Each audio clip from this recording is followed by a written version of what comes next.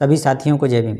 रानाडे, गांधी और जिन्ना, इस बुक में बाबा साहब ने हिंदू धर्म की जो है काफ़ी जो है पोल खोली, ऐसा भी कह सकते हैं, काफ़ी विचार रखे और उन्होंने यह भी सिद्ध किया कि रानाडे वास्तव में एक महान व्यक्ति थे और वो उस समय जो है ऐसे समय में जो है उन्होंने कार्य किया जिस समय जो है उन्हीं के धर्म के लोगों से जो उनको लड़ना था, उन्हीं के धर्म के लोगों का विरोध करना था, उसमें सुधार करने का प्रयास किया।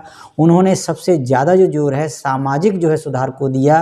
राजनीतिक सुधार वाले जो लोग थे वो राजनीति का सुधार पहले करना चाहते थे, सामाजिक सुधार को नहीं करना चाहते थे। लेकिन रानाडे जी ने इतना जो है भरसक जो है प्रयास किया और उन्होंने कार्य भी किया। इसीलिए बाबा साहब ने उनके कार्यों का, उनके जीवन का जो है विश्लेषण किया और उस बुक के माध्यम से उन्होंने इस बात को सिद्ध भी किया कि वास्तव में रानाडे जो है अपने जो है समय के और अपने धर्म के जो लोगों के जो है एक महान व्यक्ति की श्रेणी में आते हैं। वो उस समय पैगंबर बनकर आए जिस समय जो है किसी अन्य लोगों को जो है, इतने बड़े बहुसंख्यक लोगों को जो है 90% लोगों को जो है किसी प्रकार से अधिकार नहीं थे, अधिकार विहीन लोग थे। उस समय उन्होंने जो उनके लिए लड़ाई लड़ी, यानी कि धर्म में सुधार करने का जो उन्होंने प्रयास किया। तो बाबा साहब ने तो यहाँ तक कहा कि रानाडे ने जो है यहाँ तक जो मृत प्राय यानी कि मृत जो है पड़ी हुई जो इस तरह बॉडी होती है, इस तरह उस जो धर्म में जो है मृत जो शरीर में जो है जीवन डालने का, यानी चेतना डालने का जो कार्य जो है रानाडे जी ने किया, तो निश्चित ये महान कार्य था। लेकिन उनका विरोध वो लोग कर रहे थे जो उस समय सत्ता चाहते थे, राजनीति में सुधार पहले चाहते थे। उनका ऐसा मानना था कि जो है राजनीति पहले चाहिए।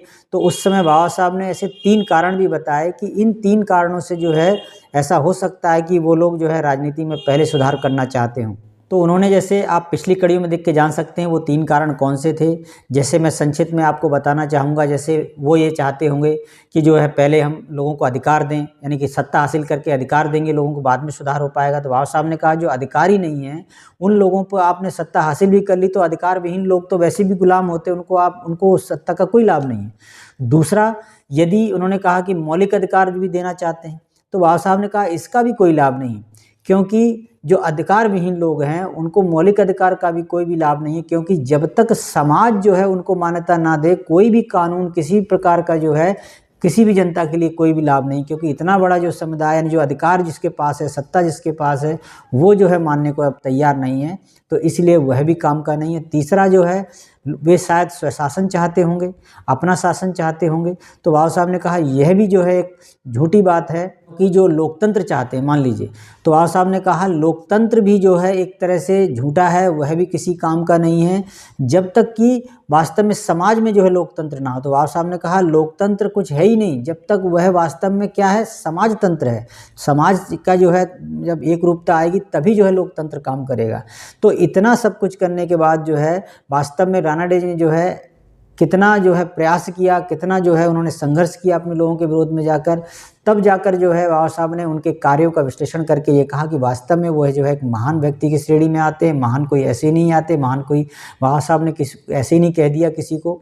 और यहाँ तक कि उन्होंने उपमा दी कि वास्तव में वो पैगंबर की श्रेणी में भी आते हैं, जो एक कहते हैं पैगंबर बन के आए उस समय, जो अन्य लोगों के लिए, दलितों के लिए, ऐसा मान सकते हैं। तो वास्तव में रानाडे जी ने नैतिक बल पर अधिक जोर दिया राजनीतिक सत्ता से। तो इस पर बाबा साहब ने जो है उनके शब्दों में मैं बताना चाहूँगा कि बाबा साहब कहते हैं इनकी परख के लिए कोई भी कसौटी अपनाई जा सकती है और उससे यह पता चलेगा कि इस विवाद में रानाडे ने जो रुख और कार्य योजना अपनाई, भले ही वे राजनीतिक सुधार की पूरी आवश्यकताएं नहीं थी, उसमें ज़रूरत नहीं थी इनकी, पर वे सही तथा बुनियादी थी, वास्तव में नींव भरी थी। कहते हैं नींव किसी चीज़ की मजबूत होती है, जो उन्होंने वो कार्य किया था जो नींव थी। रानाडे ने यह तर्क दिया था कि हिंदू समाज में ऐसे कोई अधिकार ही नहीं है जिन्हें मनुष्य नैतिक दृष्टि से मान्यता दे सके। उसमें मुट्ठी भर लोगों के लिए विशेष सुविधाएं और विशाल बहुसंख्यक जनसमूह के लिए घोर असुविधाएं थी। तो इतना बड़ा जन समुदाय जिसके पास जो है कोई अधिकार ही नहीं था और मुट्ठी भर लोगों के लिए जो है सारी सुविधाएं थी।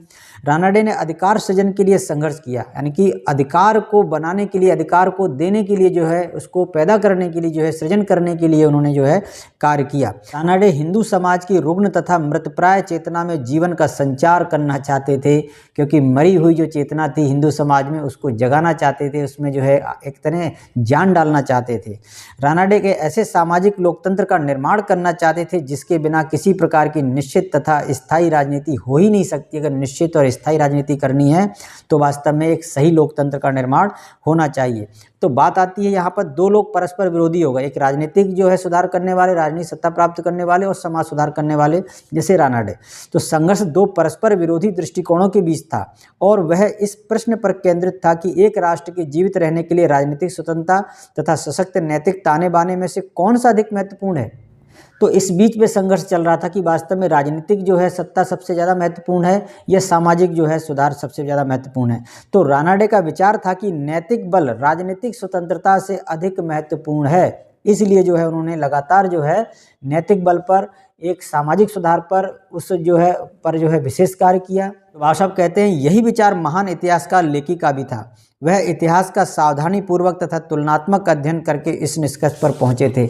इसलिए रानाडे वास्तव में एक अपने सदी के महान व्यक्ति थे। तो बाबा साहब ने निश्चित तौर से कहा कि रानाडे एक महान व्यक्ति थे और उन्होंने क्या क्या कार्य किए। अभी आप जुड़े रहिए इन कड़ियों से। तो मिलते हैं अगली कड़ी में। सभी साथियों को जय भीम।